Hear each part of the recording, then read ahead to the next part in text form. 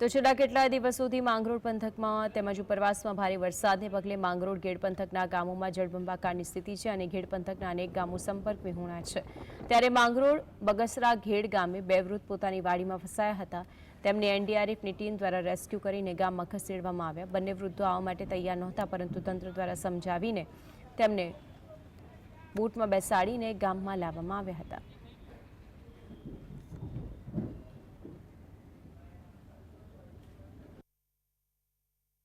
बगसरा गांव के आउटर में जो कि चारों तरफ से पानी भरा हुआ है और करंट भी है पानी में, कई किलोमीटर तक पानी का बहाव है।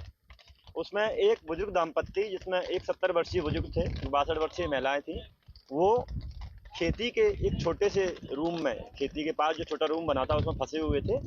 उनको वहां से हमने रेस्क्यू किया।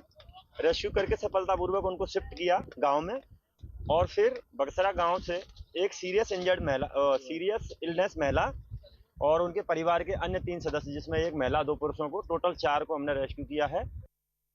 માંગરોળ તાલુકામાં જે ઘેડ વિસ્તારના ગામો છે જે અને નીચાણવાળા વિસ્તારો છે એમની અંદર આજે એનડીઆરએફની ટીમ અને અમારા તાલુકા પંચાયતના પ્રમુખશ્રી પણ સાથે છે। એમની સાથે અમે આજે આ વિસ્તારની મુલાકાત લીધી।